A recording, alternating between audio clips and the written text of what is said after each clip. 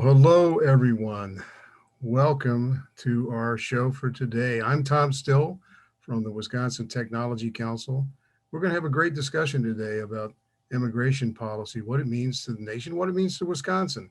And we're going to come at this from different perspectives that capture some of Wisconsin's great sectors of industry and more. And so thank you so much as you begin to join this webinar. And so let's talk a little bit first. I'd love to thank our sponsors. Um, yeah, there we go. Well, sponsors are Michael Best Strategies, which is connected to the Michael Best Law Firm as well, and the Wisconsin District Export Council. And the partners include, of course, WisBusiness and WisPolitics.com, and my own organization, the Wisconsin Technology Council. And so we're pleased to be able to produce this today. Other partners are the Center for East Asian Studies, the World Trade Association, and the Madison International Trade Association. So it's the coming together of a lot of groups that really do care about this issue and some of the larger issues connected to trade and what's really driving the economy, not only in the United States, but especially in Wisconsin. As you know, when we think about Wisconsin, it's a state that really does live and die on exports in so many ways. And so that's a big part of it. Well, as a precursor, and I'll introduce our guest here in a moment, immigration, I mean, that's been a controversial topic in this country since before it was a country. I mean, it's 200 years plus now in terms of how that's shaped who we are. We are a nation of immigrants, yet it's always been controversial one way or the other. And the goal of this program and just general policy is what's achievable right now, especially as we're emerging from a time of the COVID pandemic, and we're coming into a time of workforce shortages, as I think all of our panelists can attest as well. And so how do we move beyond some of the most divisive issues, and what does it mean for Wisconsin? So our guest today, depending on how your screen is set up, but with mine, Jay Heeg is with us. Jay is with the Heeg Brothers Dairy in Colby, Wisconsin, and he's a past president of the Dairy Producers Council here in Wisconsin. So Jay, thanks so much. Ankit Agarwal. Ankit is with Imbed Biosciences, which is, I won't tell you too much about it, but think silver nanoparticles. That's the only thing I'm going to leave you with right now. And Ankit has had some experience around what's going on in the immigration world, his own personal experience and beyond. Reid Ribble. Reid is a former member of Congress from Wisconsin's 8th District. He was on the Republican side of the aisle there. He is now running the National Roofing Contractors Association, and he's a roofing contractor himself. He comes by this work honestly, and he's seen a lot during his time in Congress, but also since then. And so we're going to get his perspectives as well. But I'm going to lead off with this to help set the stage with Kelly Fortier. Kelly is with the Michael Best Law Firm. She is a sub-practice leader around immigration. And she touches a lot of things on that business side, but that's really where she hones in.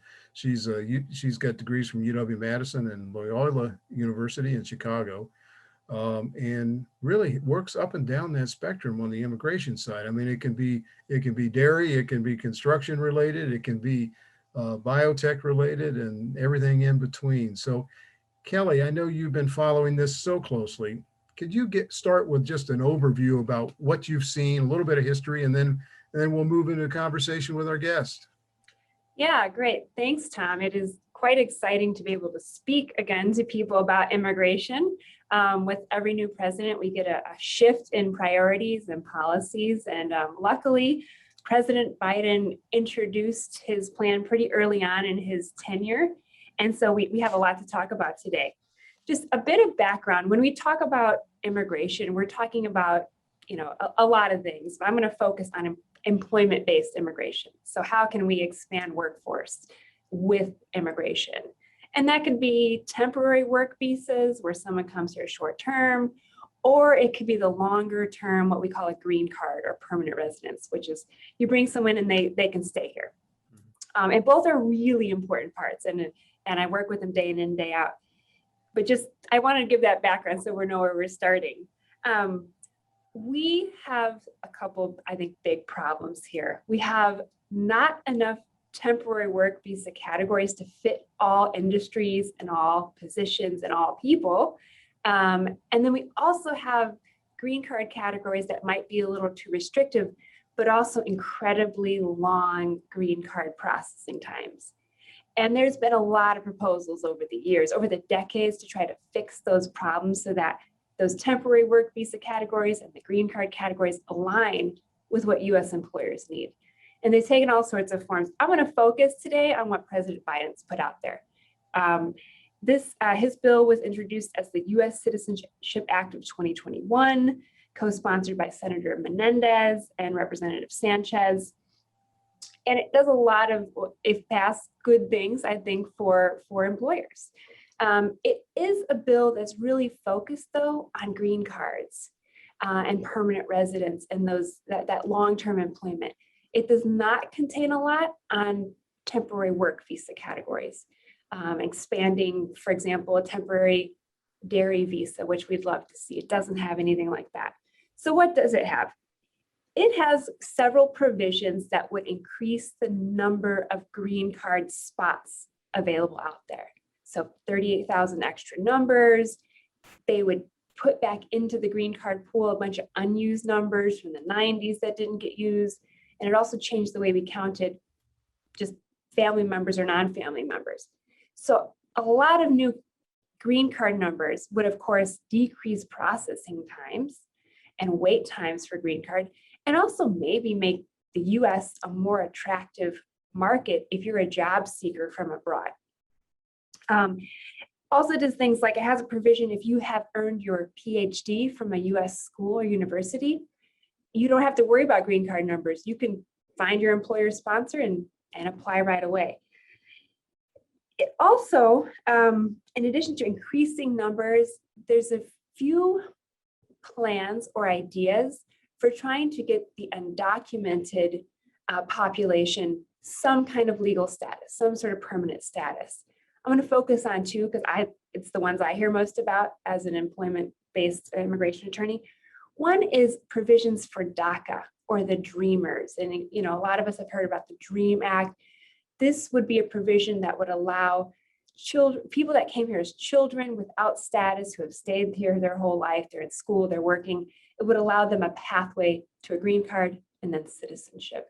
And that DREAM Act has been around in and out for a long time, sometimes as part of a bigger bill, sometimes on its own. There's also provision for agricultural workers, and this is the Agricultural Workers Adjustment Act. And this would apply to all ag workers, including dairy, which is important. And similarly, it would provide a pathway to a green card for undocumented ag workers.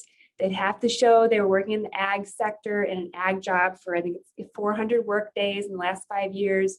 They'd have to pass criminal background checks, application process, but it would really be the first time that this population of ag workers could have any hope of fixing their status and becoming legal. So that's all really great news. I do want to point out what I feel like might be some stumbling blocks or some hurdles that maybe other administrations have had to get through. And one is enforcement, right? We want to be a system that we can apply the system fairly, and we can apply the rules and enforce those immigration laws properly. And when you have millions and millions of undocumented people in the country, it's a harder argument. And so we've typically seen a real focus on enforcement at the same time we see a push for immigration reform. So President Bush, he had a very comprehensive immigration bill, got traction for a while. At that time, we saw big worksite raids, right? Very visible, more I-9 audits for employers. President Obama, similarly, as immigration heated up, as he pushed forward DACA, we saw record numbers of deportation during that time.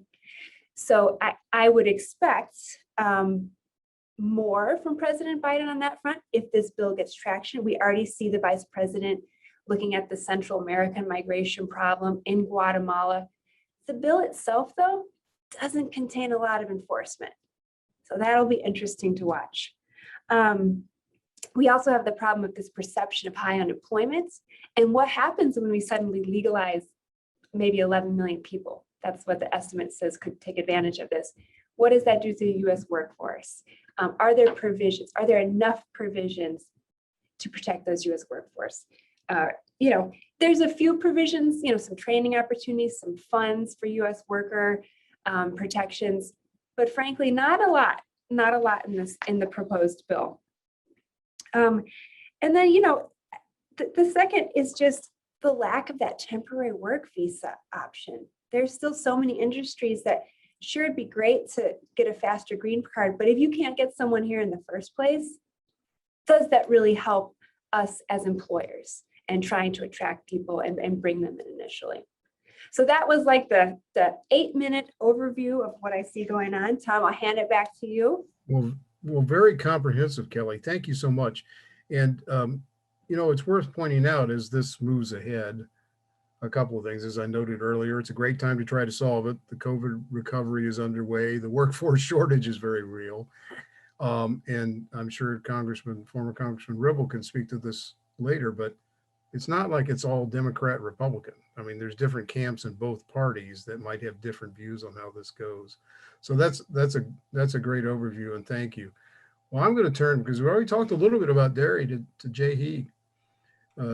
Jay's with Heeg Brothers Dairy in Colby, Wisconsin. If you weren't in Colby, you'd probably have to make up that you were in Colby, because exactly, yep. This is where the home of Colby cheese started. Yep. There you go. And so that's perfect. I mean, Jay's dairy milks about 1,000 cows. They have 1,100 cows, about another 1,000 heifers. They crop about 3,000 acres, and about a little more than 20 employees, of which a majority are immigrants. And Jay, I want you to tell us a little more about the dairy itself and the kinds of things you specialize in, but also, as a past president of the Dairy Producers Association, I mean, you've seen this issue. You know that a majority of workers in the dairy industry in Wisconsin are immigrants. Yep. Well, thanks, Tom. It's good to be here with everybody. I think it is an important topic. Just to give you a little background about myself and our farm. So, like Tom said, I'm Jay Heeg from Heeg Brothers Dairy here in Colby, Wisconsin. About in 1999, my brothers partnered together. We had smaller farms separate, and we joined them together and milked the cows all in one location since 1999. And currently, like Tom had said, we're at 1,100 cows. I do farm, like I said, with two partners with two brothers, and I have two nephews that are employees on the farm. And our dad, who was supposed to retire in 99, he's 88, and he still comes to the farm every day and he hauls the milk. He's our milk hauler. We haul our own milk. So he's there every day except Sundays. We give him Sundays off, but he's there every day. Yeah, with the rural labor, I mean, it's a deep concern out here. Looking in my local papers, ads, to be honest, I stopped looking at them and counting them because it's almost scary.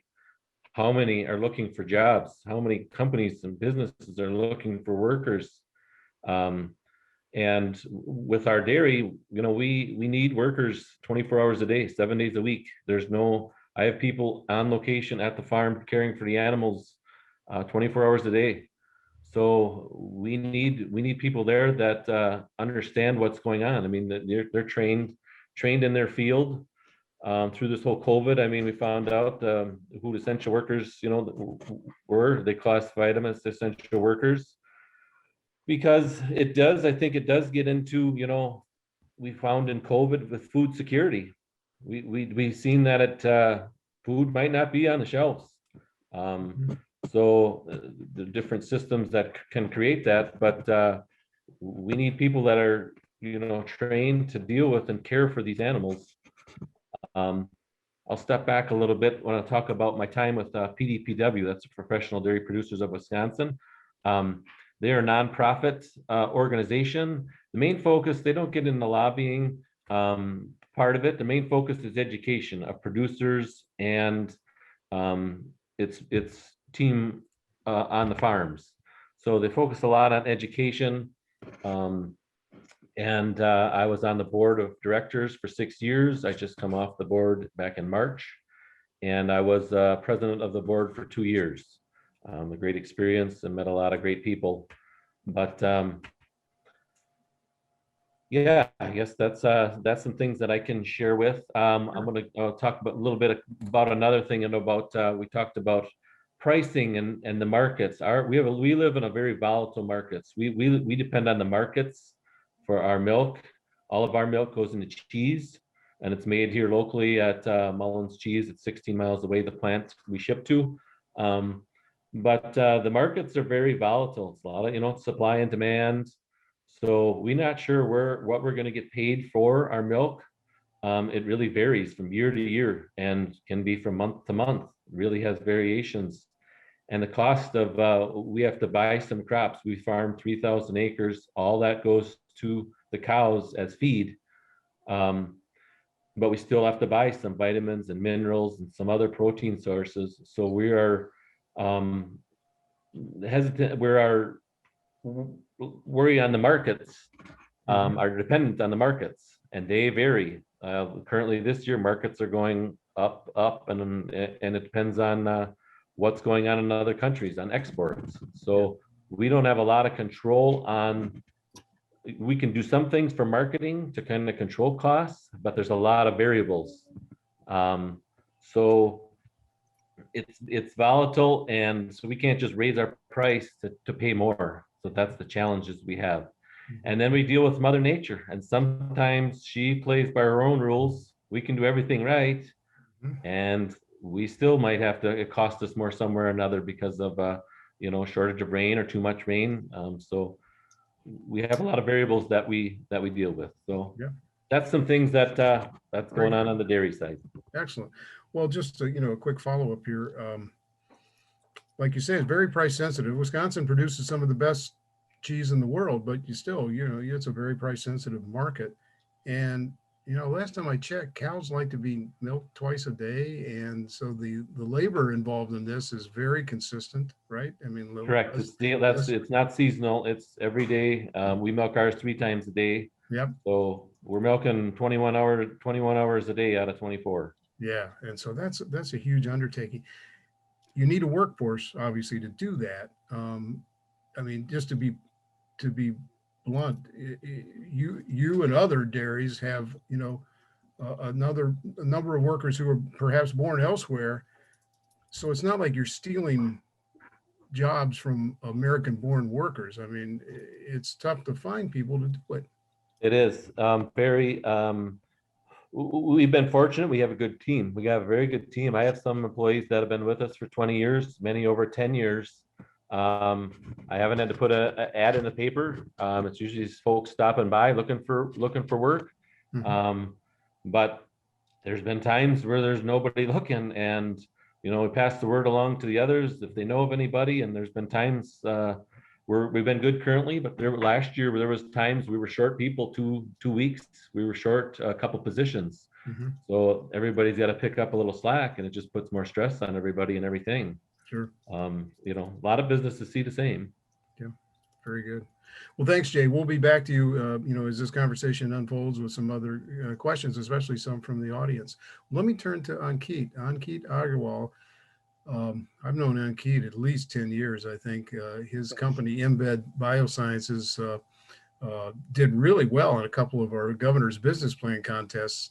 And as I noted at the outset, just one phrase, silver nanoparticles. And if you walk away with nothing else about Ankit's operation, that's it. But he can tell you a little more. And Ankit, maybe a little more about your personal journey, especially, around H-1B and perhaps some of the other steps that you've been through, and what you think immigrants such as yourself bring to this economy. You bet. Yeah, thank you, Tom. Thanks for inviting me on this excellent and very timely panel. And I know, as you said, you have known me for last 10 years. And I also remember when I got my green card, you wrote an article about it and featuring me on it. So Yes. thanks again for bringing me on this panel. Yes.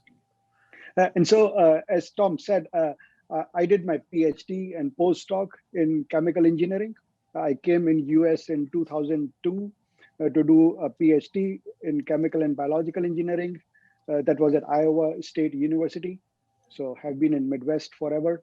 And then came to University of Wisconsin, Madison to do another research project as a postdoctoral scientist. And while I was doing the postdoc, we invented something using silver nanoparticles that can be used to heal chronic wounds or burns, on how to efficiently manage infections in those wounds while also promoting cellular growth to heal them faster. Uh, and at that time, I got the fellowship from Kaufman Foundation. They encouraged us to or trained us for a year on how to build scalable biotech companies that can provide employment to hundreds and then thousands of people and build scalable industries around biotech. And University of Wisconsin is a very prolific research institute that produces a lot of good research around biotech. And so I was thrilled, like I am at the center, I felt like I am at the center of universe in Wisconsin, that best mentors, best teachers, Kaufman Fellowship, and there were people in community like Tom who were encouraging us to build companies. I won the Governor Business Plan competition for 2 years in a row, got second prize every time. Mm-hmm. And then when I went out to start the company, I felt this challenge that, oh, I cannot do it because I will have to sponsor a work visa, or I need a sponsor to sponsor me a work visa. And I cannot start my own company and sponsor myself. Or the startup should have enough funds and enough number of employees, let's say at least 5 employees, to be able to sponsor a work visa for me. So that was a very challenging conundrum. One solution to that was get a green card. And again, I needed to have an employer to sponsor a green card. Now, if you find an employer who sponsors a green card, they in exchange would want you to stick around for a couple of years. And I thought the market opportunity to start the company Imbed Biosciences at that time was just going away. So this was a very challenging puzzle that I had to solve at the time. And the solution was not trivial, but it was supported by a lot of people in the community here. I had to I had to self-sponsor myself in the extraordinary ability category. It's called EB1 green card, where I had to prove, I don't know how I proved it, that I had to prove that I am a scientist of international standard or reputation with awards such as Nobel Prize in science. And somehow I did that because of the good mentors and good recommendation letters that I received from the academics here.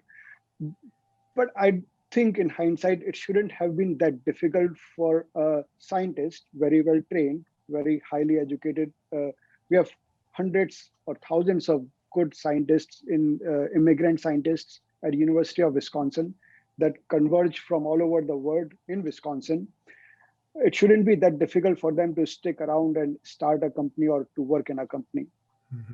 And so fast forward to today, I have created a successful business, I would say. We have 30 full-time employees. More than 50% of them are immigrants. We sponsor H-1B. We have 2 employees who got their green cards recently themselves. And as Tom said, we make wound dressings of all sizes that are used in large surface area burns, that are used for healing chronic wounds like diabetic foot ulcers or venous stasis ulcers, that are used in DOD now, at Brooke Army Medical Center, that is used in most of the veteran healthcare hospitals now. It is used in burns and reconstructive centers of Americas.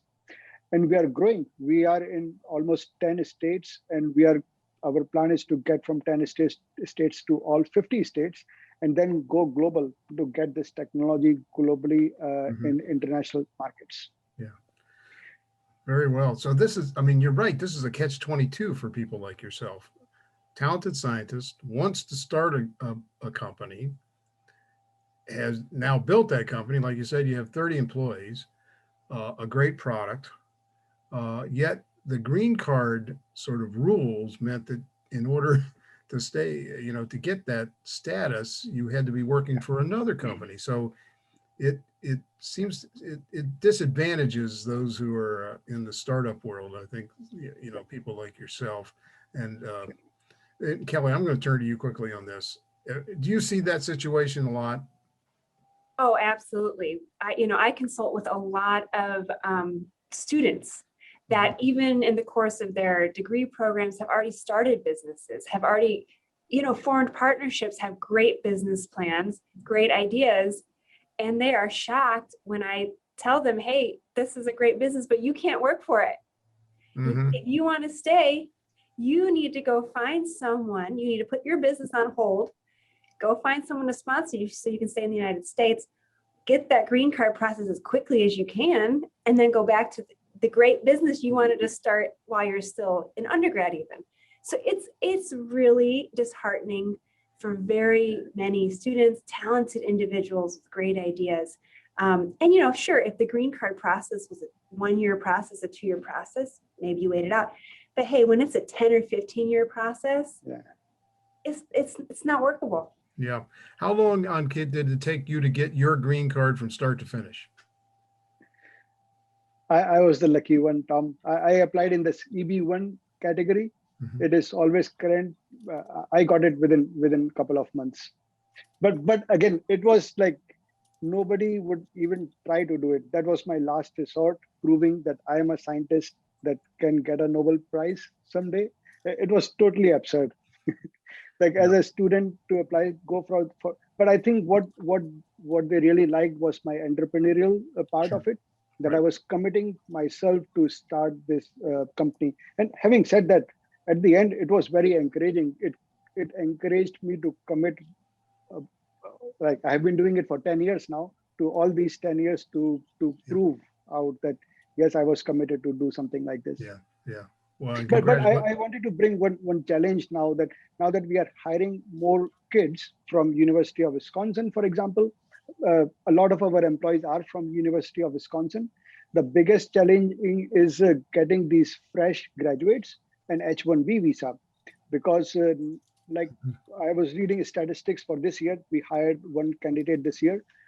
She told me that there are so many more applications for H-1B that her chance of getting in the lottery to be considered for an H-1B is less than 20% now.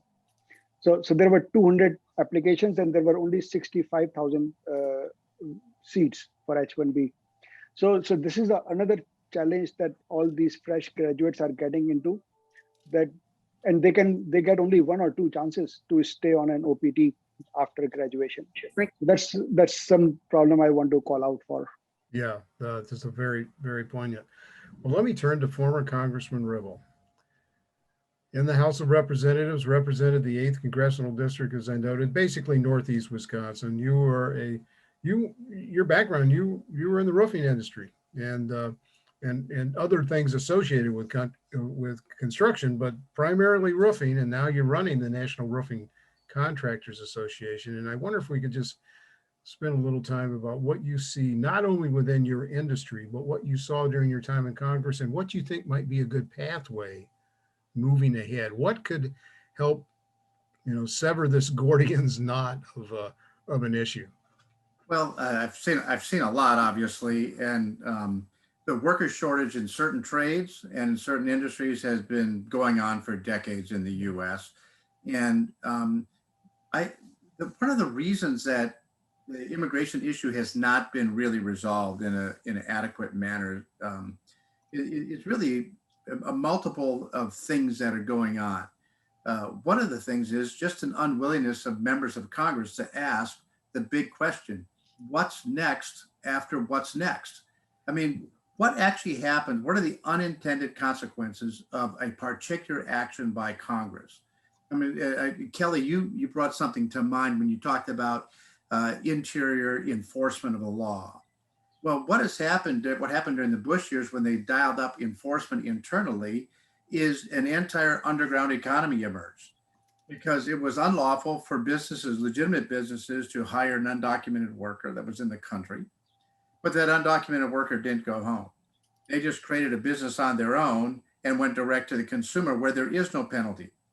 And so one way of fixing it was interior enforcement under the false assumption that, well, if they can't find work, they're going to go home, but they just find work someplace else.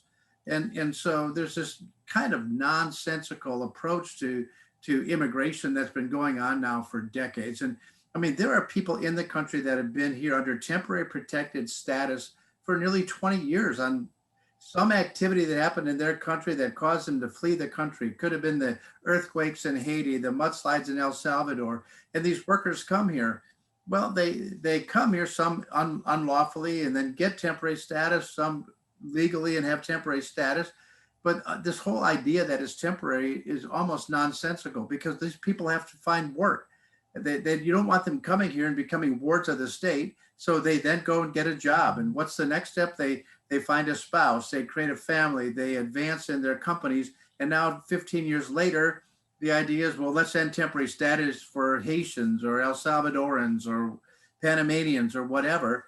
And these people have all settled into careers and have families here. And it's just this kind of odd approach that the country has toward immigration. And it's so easily demagogued. And I think you have to ask yourself, if a big systemic problem continues on in the country year after year after year, and Congress never does it, the logical question that Americans should ask is why? Why hasn't this problem been solved? And the reason, I will tell you from being inside behind the curtain, the reason the problem has not been solved is because there's a political advantage to each political party to not solve it. When you create an environment, and President Trump was a master at creating an anti-immigration environment in the country.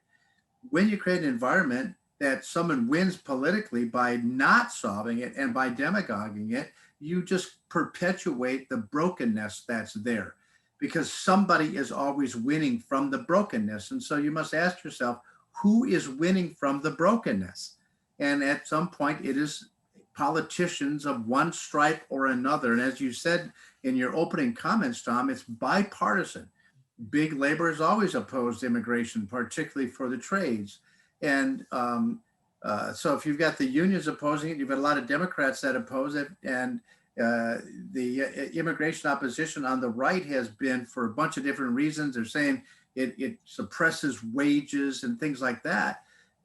Listen, we must put that myth aside for a while. Every legal immigration wave in the country, wages have gone up following it. And that's just hard fact and data to support it.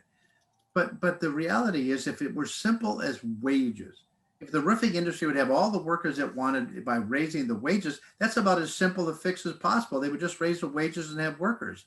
But there's a finite number of Americans that can do that type of work. And there's a finite number of Americans that can work at elevated heights with the fear of falling and the physical nature of the job. And so the fact of the matter is that Congress needs to address this, if for no other reason than to put the demagoguery aside so we can get away from whatever racist elements are there or racial elements are there. But they also need to put it aside because demographically we're headlong into a crisis. And the fact of the matter is birth rates have been declining in this country for 20 years. We're now below replacement level. And so if we're not replacing retiring workers with new young workers through natural birth inside the country, the only way to supplement that is through immigration policy. And here's the real challenge, is virtually every country north of the equator, every first world country north of the equator has declining birth rates below replacement level. In the next 10 to 15 years, there will be a global competition for workforce and for labor. And if the US doesn't get their head out of the sand and prepare today for that coming competition, we're going to be left behind. And it's going to be almost impossible to catch up. People complain about automation. Jay, people complain about, you could have more workers if you milked every single cow by hand. That's just the reality of it. We could create more paper in the country if we didn't automate and slowed the machines down. but automation will drive the future jobs that are here. But we're through bad policy in DC forcing more and more automation, having fewer and fewer jobs because there are fewer and fewer workers available. And so this is a challenge. It is, in fact, I would say it is the number one challenge for the US and global economy going forward over the next decade. This has to be addressed here. Absolutely. By the way, I spent one summer as a roofer's assistant. It was really hard work and I was pretty terrible at it. So, I know what you're saying when there's only a limited number of people who can do this. You mentioned people who benefit by the brokenness. There are a lot of people who lose by the brokenness too. I mean, certain trades, certain businesses, certain sectors, our economy overall. Who are some others you think who are losing by the fact that this hasn't been really adroitly addressed? Well, first of all, the immigrant themselves lose. So let's just admit that right up front. Right. You have to ask yourself this question: why would a 22-year-old Guatemalan with a pregnant wife and a 2-year-old child hike to the northern border of Guatemala, swim across the river to get into Mexico, then hike 1,500 miles to get to the US border where they're obstructed by a wall that they must go over, around, or under, to find themselves in a desert? They'll hike another 30 or 40 miles to get to a city where they don't speak the language to find a better future for their family. Why would they do that? Why would they hike 1,500 miles rather than just walk 6 blocks to the US consulate in Guatemala City? And the reason is the policy is so irrational that that's the only rational choice that they believe is there. And so they lose. And secondarily, the US economy loses. As you mentioned in your comments at the beginning, we are a nation of immigrants. Unless we're Native American, every single one of us is a son or daughter of an immigrant family at some point in our history. And so we're all children of immigrants, but yet we all want to, once we get here, we want to prevent anybody else from coming in. Third, the overall economy is harmed by it. I mean, generally speaking, we've got 8 or 9 million jobs available in this country today. And those jobs are going unfilled. Any purchaser of food in this country is damaged by the immigration problem. Any purchaser of food. Because if Jay can't get enough people to milk cows and milk gets spoiled or rots there where they can't process it into something that's usable, then prices go up and everybody gets harmed. And we're seeing food prices elevating very rapidly in the country right now. There's just this whole cascade of badness that happens by inaction by the Congress. And they all want to hide behind, well, we're hurting American workers by having more workers in the country. That's nonsense. You create more opportunity with more workers in the country. Mm-hmm. And I mean, I could go on and on about this. Oh yeah. Well, I'm going to add one more from our perch at the Wisconsin Technology Council. One of the things that we lose in this brokenness are enough entrepreneurs who, like Ankit, who would prefer to stay here. They are educated here. They've had the benefit of a great higher education system. And then they maybe move back to India or Pakistan or China or somewhere else where they proceed to then compete against the very country that helped them get educated to the level that they were at. So your thoughts on that, Ankit? And right now, I just want everybody to kind of join in and we'll close with some audience questions, but just, a good conversation here. Thanks, Tom. I think Mr. Reid brings very good points on the, there is only limited number of people that can do certain types of jobs, like in roofing industry and dairy industry. And same is true for this high-tech education system. There are only so many scientists or so many people who dedicate their early youth to do a PhD or postdoc for 10 years. And there is no reason they would contribute if they stay or are able to stay behind, stay where they got educated. But if it hurts the economy to send them back to their countries and where they thrive again, they go back and they thrive in their careers. But that's a brain drain, I think, for US to let them go away. And these being immigrant, as Mr. Reid said, again, we all are children of immigrants.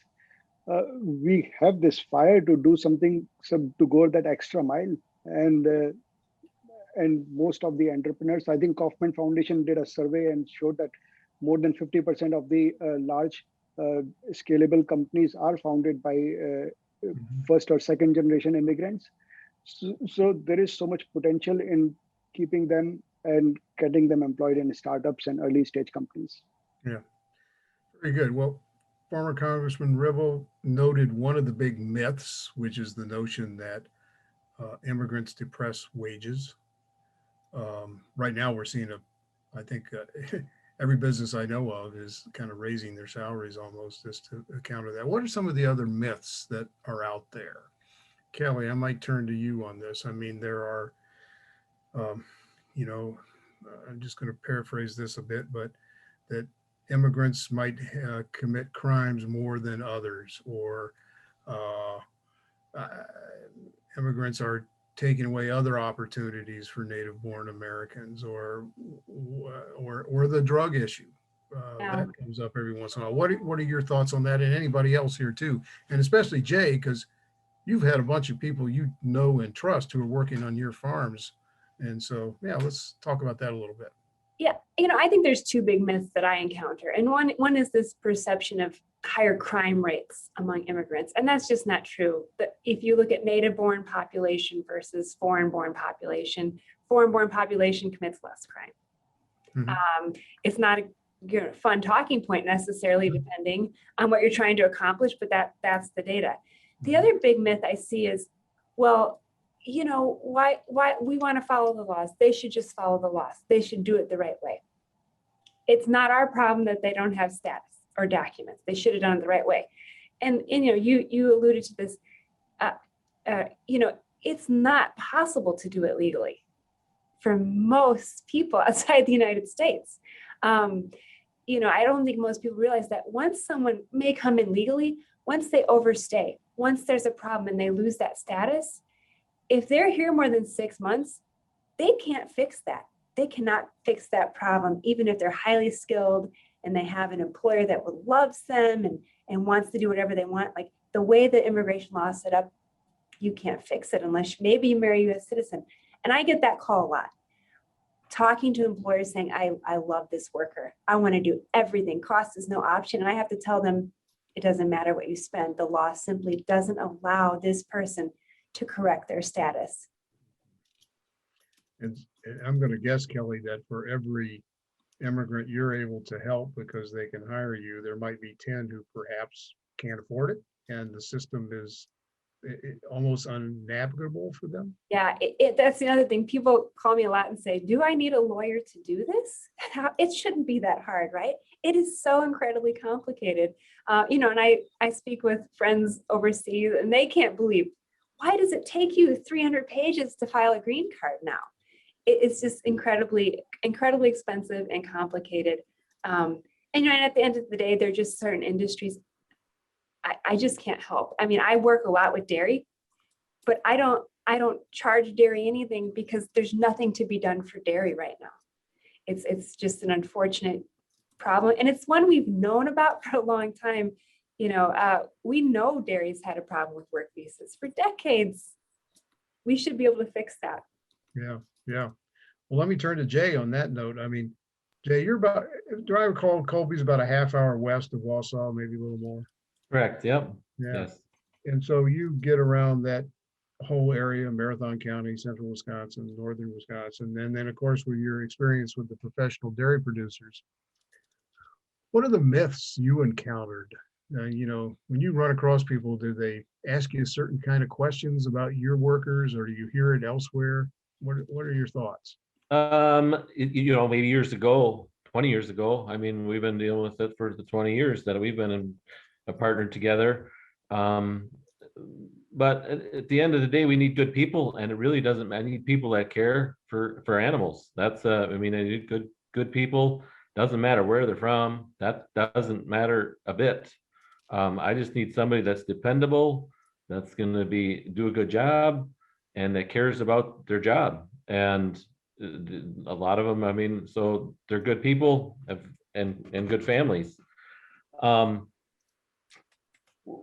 you bring up some points about in the local communities. I hear about it. I have friends that are in the police. So we just need some type of system in place for these folks. I tell you, police that pull them over, they do not have American ID of any sort. They don't have driver's license. They get fined for not having a driver's license, which they should because they don't have a driver's license. But the police are not able to identify them. That is, seems to me like such a problem. We can't identify these folks. 10 years ago, they could get ID cards, they could get licenses. At least they could get, if they didn't let them get a driver's license, at least they get an ID card. Now there has been nothing for so many years. What just a challenge for the local communities, you know, if they have some kind of issue. So that's something I think that really needs to be, you know, looked at, and just have some kind of program in place that doesn't have, this is my opinion, it doesn't have to end up with a green card. You know, down the road maybe, or, you know, but just have some kind of system in place. That would be just a starting point. Yeah, that's well said. Let me turn to Kelly and Reid on this. The identification issue, the simple driver's license or something else. What are your thoughts? I'll go and then I'll make sure what Kelly has to say. I mean, I get the argument that you shouldn't give them a driver's license because that's a recognition that they're in the country illegally. The problem, it goes right back to what Jay said, is we've got, I don't know, 11 million undocumented adults in the country. Do you really want them driving around without any idea whether they're capable of it or not? I mean, the reality is that we need to find some way of putting those people to work legally. We need to accept reality. That is, you're not going to deport them. You can't deport them. They will just disappear into the fabric of the country. And if they have a passport, they'll just fly back into Las Vegas and disappear again. And the reality is that we need to know where they are. And it's a myth. You're talking about myth. It's a myth that you can deport them. It's a myth that they'll all vote Democratic. That's what Republicans say. It's a myth that if you're pro-immigration reform, you support open borders. That's a myth. It's a myth that an undocumented worker gets Social Security. That's a myth. And we have to begin starting with telling people the truth. And you start there. This is what's true. And this is what's real. And if you do those types of things, you could get to a place where you could solve this problem for both the undocumented worker, for DACA, for TPS, and for future immigrants that might want to come here. But nothing will happen until we start with the truth. And we do have to find a way of knowing who they are, where they are, whether they can drive or not. Mm-hmm. Very good. Well, as is often said, truth can be the first casualty. So I think it's it's been at least wounded in this debate. Kelly, what are your thoughts on this? Particularly, you know, what Jay was talking about, like police who might stop people and they don't have a way of, you know, figuring out who they are, where they are, any of that. Yeah, this has really become a problem over the last few years. As Jay noted, in the past, most states would provide some sort of formal document of identification or driver's license, even if you didn't have immigration status. And that allows people to get insurance, proper insurance, and go through the training classes and pass the tests and be safe drivers. And also, you know who they are, right? But now with the rollback of most states not allowing that anymore, you know, I talk a lot of times with employers spending time driving those workers around, arranging for carpooling, you know, having to take these extra steps to keep these workers who've already worked for them for years working as efficiently as they can. So, you know, little fixes like that, giving them licenses again, that's going to be safer for us. It's going to be more efficient for their employers.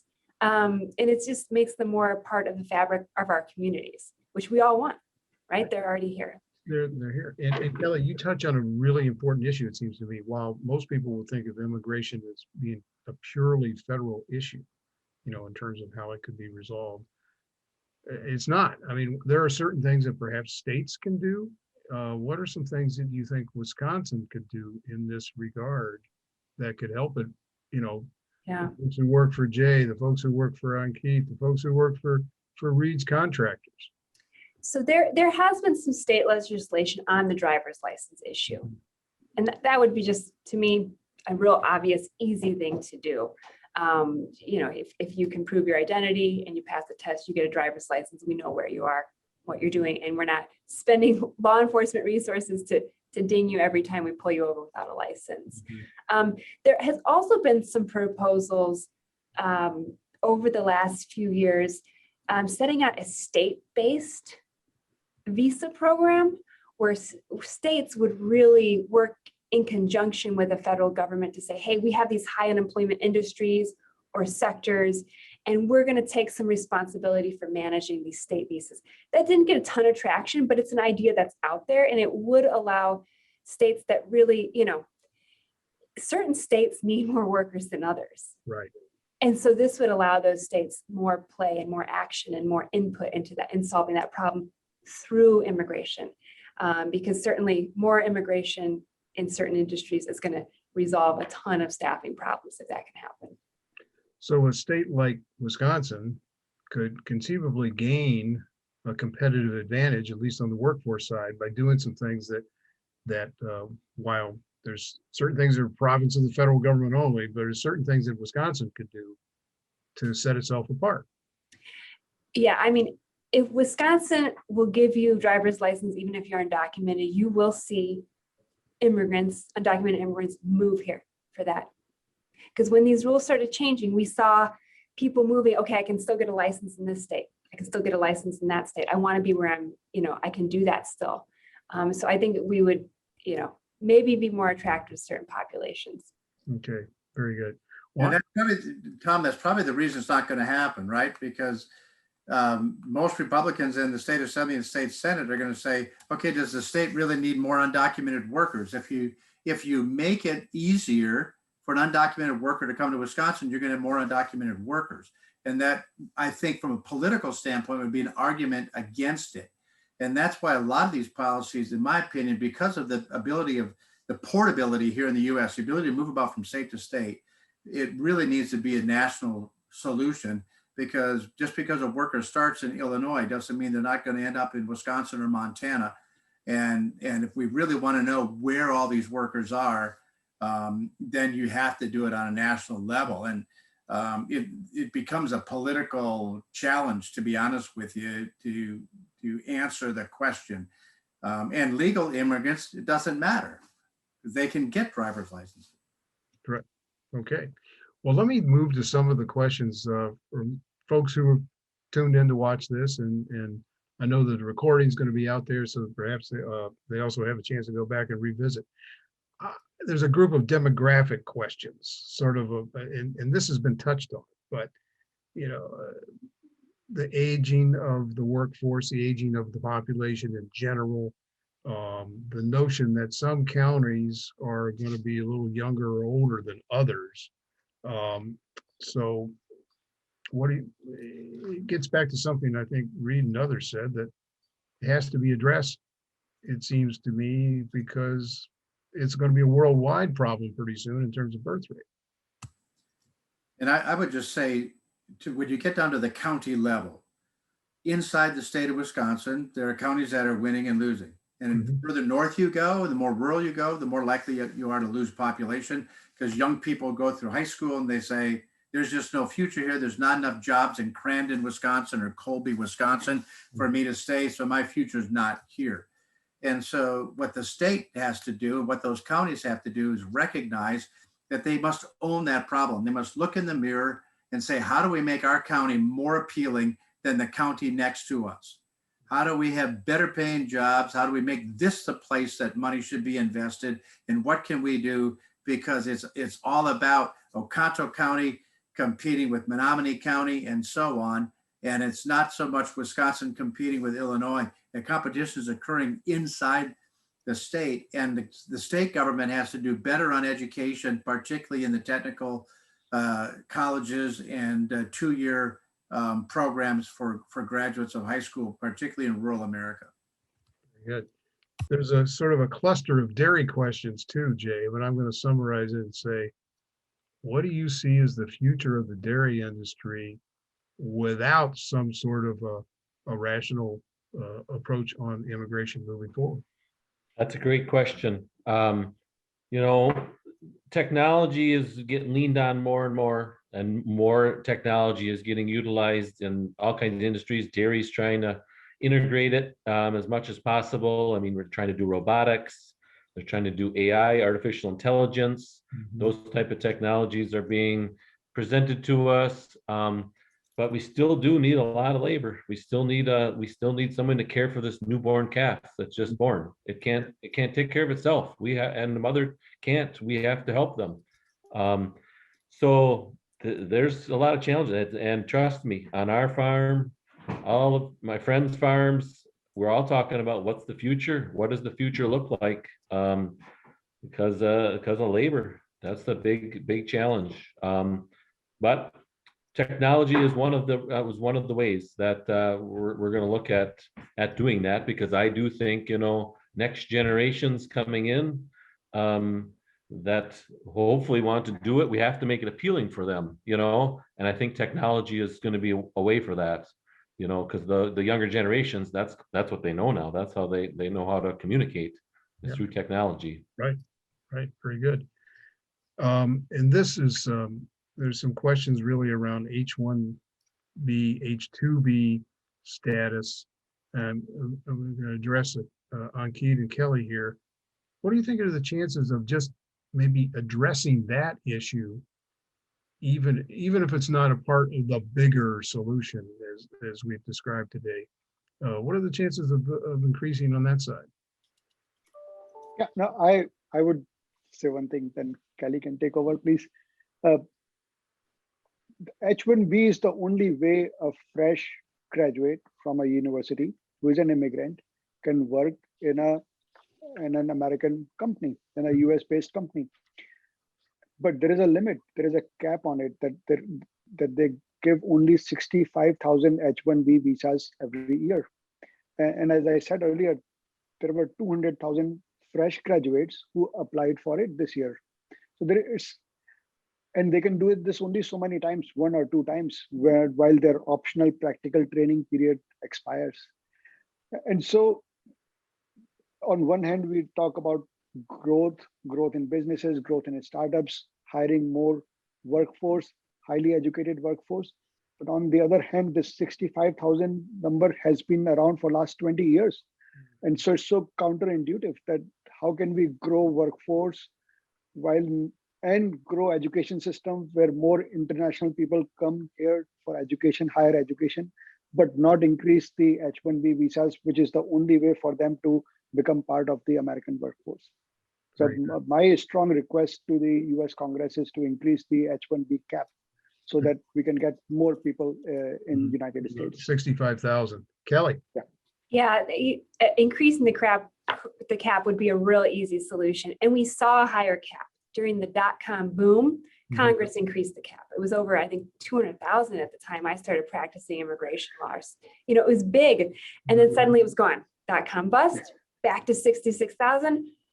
Suddenly you have lottery systems to get these spots, so there's no reason Congress can't change that cap.